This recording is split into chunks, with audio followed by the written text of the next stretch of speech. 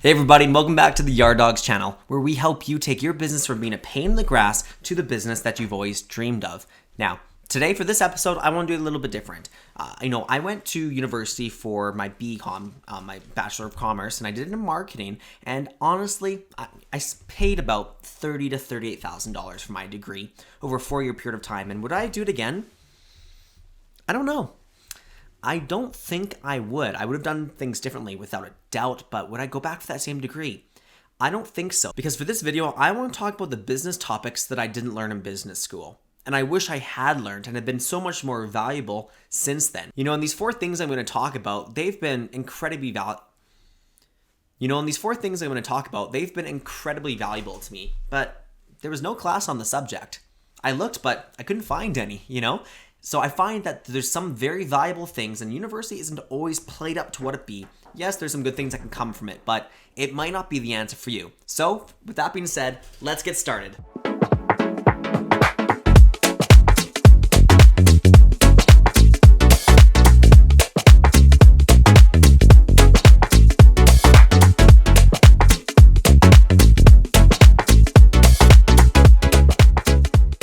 So one of the biggest things I learned from just doing business instead of learning about business in school was that the quickest and best way to learn is through a mentor who's already done it.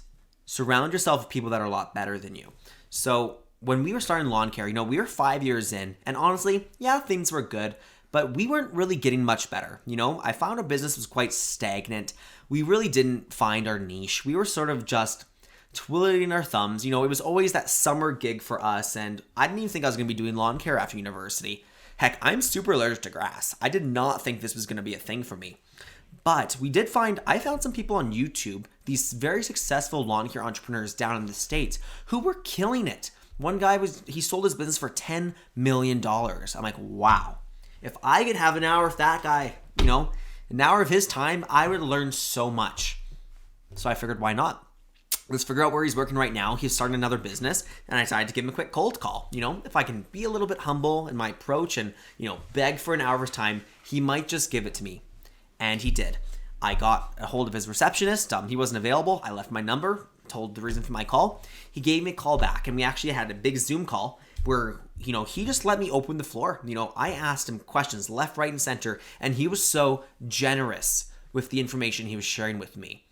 Probably because he saw I was a young kid in the same industry, lawn care industry like him. And 2, I'm across the world. He's down in the States. I'm up in Canada. What does he have to lose? Yeah, let's be an open book. And after that, I was thinking, wow, if I could have an hour of his time and how good this would be, imagine if I could have a day with him. So I asked. And he said yes, Sometimes you just got to ask, and you'll be surprised what the answer is. So I spent a whole day with him in his city, and I was able to see how he did things, ask questions left, right, and center, and I learned so much more in that day than honestly the 5 years prior to running Yard Dogs, So that was so good. And then when I found someone else on YouTube who had sold their business for $30 million, guess what? Same strategy. Go to LinkedIn, I send him a message, and I ask for some time. Long story short, he becomes one of our consultants, and I have a call with him every 2 weeks, and I fly and see him twice a year, and I've learned so much more from these types of individuals who have crushed in the lawn care industry than any book, any YouTube video, any degree would ever teach us. And we've saved probably 10 years, honestly, of time just hearing someone and hearing their do this, don't do that, and learning that. So mentors are so important. Find somebody in your industry who is crushing it, and sometimes find someone that's sort of across the nation from you. They're going to be more open to sharing their information with you because they have nothing to lose. You're not competition for them. You're across the world. And I find that people that are successful in business almost feel an obligation to help those who are, lower down that really want to improve, because usually people are very generous with them, and in turn they're generous with others. So find a mentor, because there are people that have done it, and you just got to have those conversations. The second thing that I wish I would have learned in school but no one taught me was that, in business, you need to excel at what you're super good at, and everything else, delegate it. Believe it or not, there are people that are way better than you. I know, it's impossible. How's that even a thing? There is. People are better than me at accounting, at marketing, at sales, at operations, at lawn technicians, at customer service. Every single department, someone's better than me. So I should focus on what I'm very good at, and everything else that I'm honestly 8 on 10 or below at, find someone else, because that's their 10 on 10 thing. That's their bread and butter. And you have to build a company. You have to build a team here. It can't just be you. If the whole business is reliant on you, the business will only be as big as you. And you're not that big. I'm not that big. But if I build a team of A players who are in the right seats doing the right thing, the sky's the limit. We can always get more people on board that are awesome at marketing, accounting, sales, lawn technician, and you're the best. I want OCD guys doing lawns out there. I'm not OCD. I'll make that part of your lawn green and that part somewhat green. It's not going to be even, but there are guys out there who will do it super well and super quick, way better than me. So figure out what your strengths are, and for your weaknesses, find someone who's theirs. So find people that have strengths where your weaknesses are. The third thing is that cheaping out never pays off. And we learned this the hard way.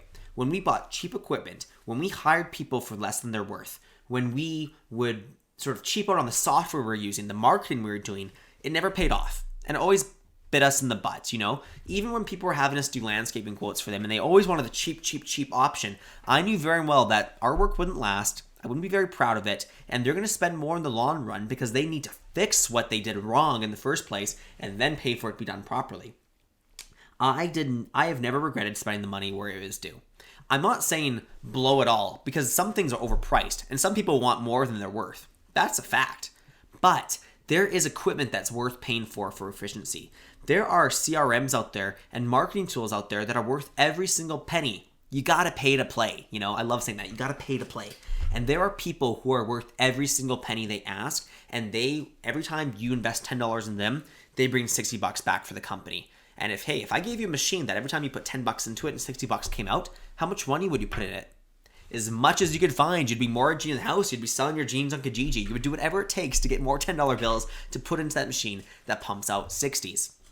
So don't cheap out. Go be very value oriented. Don't overpay, don't underpay. Find the sweet spot. Where is the value?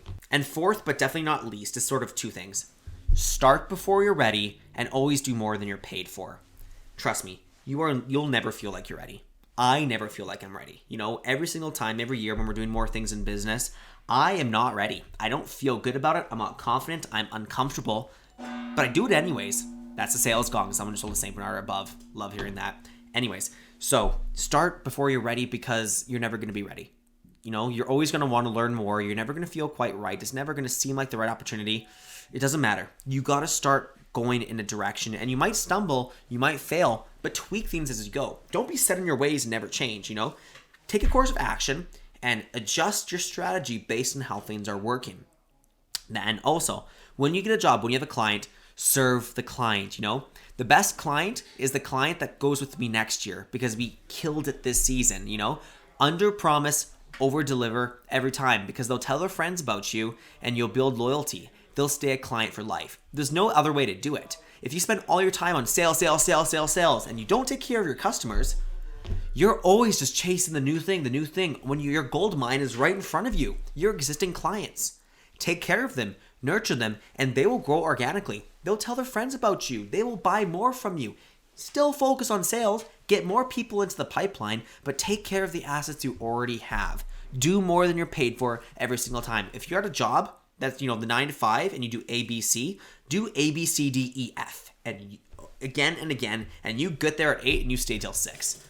People will notice. And when layoffs happen, you're not going to be the first to go. You're going to be the person they hold on to because, hey, George, he delivers. He gives us so much value for his position. He goes above and beyond. And you want people to say that about you. How would you describe that person? They never give up and they go above and beyond. Every time. Don't you want to be that person? Don't you want to be that person that always strives to be a little bit better today than they were yesterday? So I hope that helps, guys. Those were the 4 things that I've learned since being in business school that I wish they would have taught me in the first place, but I'm so happy I learned as early as I possibly could here in life because, I don't know, I guess I still got lots of life to live, fingers crossed, knock on wood. I really hope so, pray for it. But you never know when your time's due. So I would not go back to university the same way I did. I would definitely do some things. I'd probably still get a business administration degree and then learn a lot more marketing things online because things are so digital these days. But it's not about the degree and it's not about what you know. It's about who you know. So the 4 things, once again, Mentors will help you get there quick. Focus on your strengths because someone's strength is your weakness. Find people to take your weaknesses up into a strength. Never cheap out. It doesn't pan out. It doesn't pay. Don't cheap out on things. And fourth, start before you're ready and always do more than you're paid to do.